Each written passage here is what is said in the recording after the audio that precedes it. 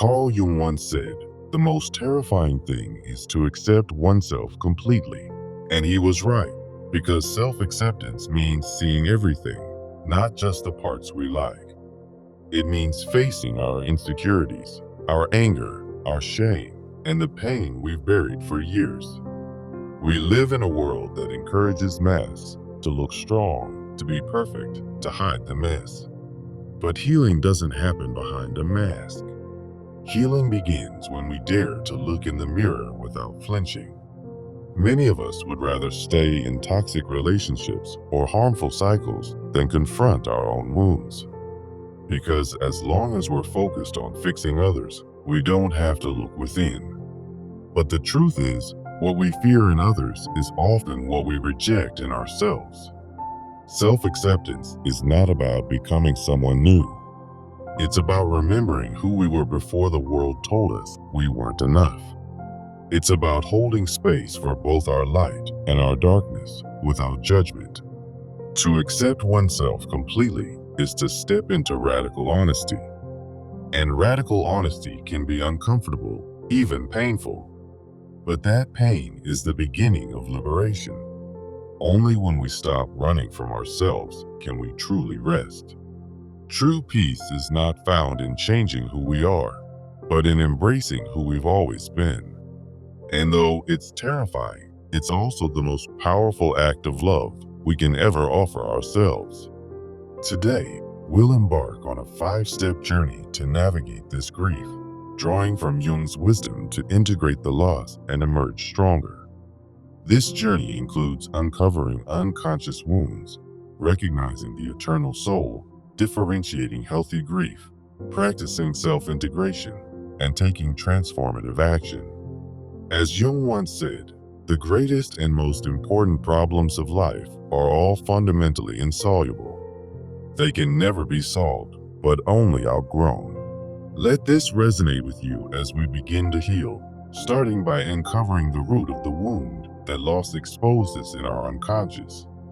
The loss of a loved one often feels overwhelming because it reactivates old pains buried deep within us. Think about how childhood traumas or emotional deprivations linger in the unconscious, amplifying our grief. Jung described this as a core wound, like an abandonment fear that the departed person once soothed. In this state, we project our hidden shadow, the unacknowledged parts of ourselves, onto the one we've lost. For instance, we might idealize the deceased through the anima or animus archetype, seeing them as the perfect counterpart to our soul.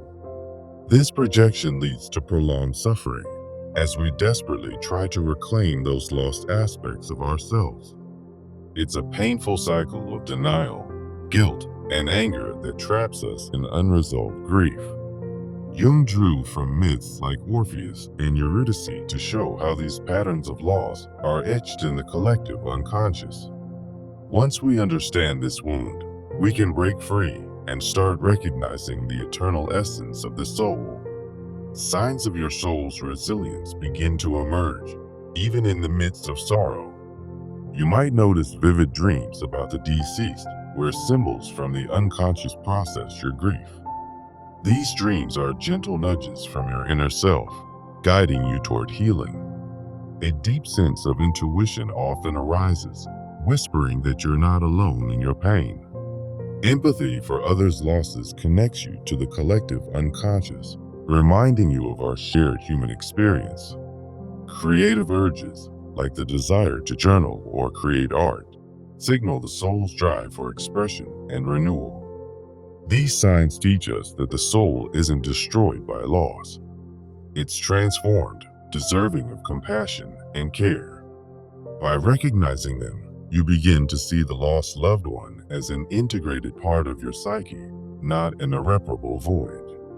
This awareness shifts your perspective, turning grief into a path of growth rather than endless despair. Now, with this understanding, we can differentiate between authentic grief and mere avoidance. Healthy grief pushes you toward individuation, encouraging deep self-reflection and emotional growth. It's not about impulsive reactions like denial or rumination. It's a balanced, reflective process. In Jungian terms, true grief mirrors both the light and shadow of your relationship, the joyful memories, and the unresolved conflicts. This honesty fosters wholeness, helping you integrate lessons from the lost person into your life. On the other hand, superficial avoidance might look like overworking or turning to substances for temporary escape. These distractions hinder your individuation, keeping you stuck in the unconscious patterns of pain. To navigate this, try a simple exercise. Keep a 3-level grief journal. First, describe the immediate emotion on the surface level, what you're feeling right now. Then, delve into the unconscious level by exploring related dreams or symbols that arise. Finally, integrate it by writing how this connects to your self-archetype, promoting inner harmony. Through this practice, you'll learn to embrace healthy grief and let go of unhealthy attachments. Once you've differentiated these, you're ready to cultivate complete self-love and integrate the loss fully. Self-love, in a Jungian sense, means accepting your shadow, the guilt, anger, or regrets tied to the loss. It involves respecting your own needs, like allowing time and space for mourning without judgment. Setting boundaries is key. For example, limit exposure to overwhelming reminders that pull you back into pain. When you practice this self-love, it raises your standard for emotional health, filtering out self-sabotaging behaviors. You'll find that it accelerates your individuation, turning grief into a stepping stone for personal evolution. Try a mirror work ritual to embody this. Stand before a mirror and acknowledge the parts of yourself affected by the loss. Affirm gently, I integrate this pain into my whole self, honoring both your strengths and vulnerabilities. Add daily affirmations like, I am more than my grief. I am evolving toward wholeness. This ritual connects you to the self-archetype, fostering a deep, compassionate relationship with yourself. Many people hold on to the belief that grief means suffering alone or forever, but it's time to break that myth. This belief often stems from cultural norms, like the heroic sufferer archetype, or from upbringings that view loss as a permanent scar. It leads to isolation, a loss of identity, and stagnation in your individuation process. Jung, however, saw loss as a catalyst for wholeness, a balanced exchange between mourning and growth. Grief doesn't have to be an endless burden. It can coexist with joy as long as you set clear boundaries. For instance, create a yes to no list for your grief. Yes to seeking therapy, no to suppressing your emotions. Practice assertive communication by sharing your feelings with a trusted community, drawing from the collective unconscious for support. This reframing opens the door to hope, transforming isolation into connection. Now, let's share the core message of this journey. Healing from loss isn't about erasing the pain. It's about integrating it into your life. Embrace your shadow, honor the eternal soul of your loved one, and let the self guide you toward wholeness as Jung envisioned. Remember Jung's words, the privilege of a lifetime is to become who you truly are. Let this inspire you to reflect on how this loss has shaped your path and propelled you forward. Finally, take transformational action to solidify your healing. Start with a 30-day journal practice focused on Jungian themes. Record your dreams, explore your shadows, and note signs of your soul's resilience. Incorporate boundary-setting exercises like daily affirmations or sharing your journey in a grief support group. Engage with an online community to connect with others on similar paths. Each step you take turns your grief into growth, fostering a deeper connection to your authentic self. Begin today and watch as the shadow of loss transforms into a light of profound personal renewal. In the depths of grief, we often wonder why the pain of losing a loved one lingers like an uninvited shadow, echoing through the corridors of our unconscious mind. As Carl Jung taught, this shadow isn't just a random affliction. It's a gateway to understanding the vast reservoir of repressed emotions within us. Jung's framework reminds us that grief is more than mere sadness. It's a call from the self archetype, urging us to seek wholeness amid the chaos. The unconscious mind holds memories and fears that the loss brings to light, much like hidden treasures waiting to be unearthed. Through the lens of Jungian psychoanalysis, we can view this journey as an opportunity for individuation, transforming pain into personal growth. Imagine the collective unconscious as a shared river of human experiences, where archetypes like the shadow reveal our unacknowledged parts. In this 5-step journey, we'll explore how to navigate these waters, integrating the loss into your psyche for a stronger sense of self. As Jung once said, the greatest and most important problems of life are all fundamentally insoluble. They can never be solved, but only outgrown. This quote serves as our guiding light, reminding us that grief isn't about erasure, but evolution. To begin healing, we must first dive into the root of the wound that loss exposes in our unconscious. The wound of grief often stems from deeper sources, like childhood traumas that resurface when we lose someone dear. Jung explained that these wounds create a core of abandonment fears, amplifying the shadow aspects we project onto the departed.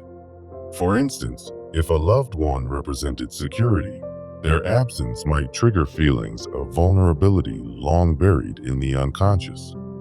This projection mechanism idealizes the deceased, turning them into a symbol of the anima or animus, our inner soul's counterpart.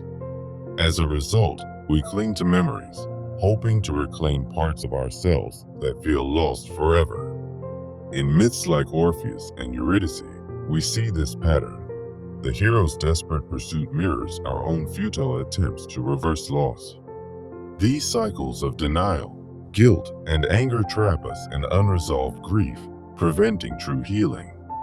Yet, recognizing this pattern is the first step toward breaking free. Once we understand the wound, we can start to see the eternal essence of the soul, both in the lost loved one and within ourselves. Signs of a resilient soul often appear as vivid dreams, where the deceased visits as a symbol of unresolved emotions. These dreams, according to Jung, are messages from the unconscious, guiding us toward integration. You might feel a deep intuition during quiet moments, a gentle nudge from your inner self to process the pain. Empathy for others' losses connects you to the collective unconscious, reminding you that grief is a universal human experience. Creative urges, like writing or painting, emerge as outlets for the self-archetype, transforming sorrow into art. These signs affirm that your soul is not fragile but eternal, capable of withstanding the storm of loss. By recognizing them, you honor the lost loved one as a permanent part of your psyche, not a void that defines you. This awareness shifts your perspective, turning grief into a path for growth rather than endless suffering. A simple exercise: keep a dream journal, noting symbols and emotions to uncover hidden meanings. For example, if you dream of a bridge, it might symbolize a transition from loss to new beginnings. With this insight, we can differentiate healthy grief from unhealthy attachment, avoiding superficial coping. Healthy grief pushes you toward individuation, encouraging self-reflection on the relationship's light and shadow. It involves developmental growth, where you confront regrets and cherish memories without being consumed. Emotionally, it brings stability, allowing deep processing rather than reactive outbursts. Honest reflection means acknowledging both the joy and conflicts, fostering a balanced view of the bond. In contrast, unhealthy attachment shows up as avoidance, like burying yourself in work to escape the pain. Superficial distractions, such as substance use, offer temporary relief but block your path to wholeness. To differentiate, try the 3-level grief journal. First, describe the surface emotion, like overwhelming sadness. Next, explore the unconscious level by linking it to dreams or symbols related to the loss. Finally, integrate it by writing how this connects to your self-archetype, promoting personal evolution. This practice helps you discern genuine healing from denial, paving the way for self-integration. To fully heal, cultivate complete self-love, accepting the shadow and integrating the loss into your being.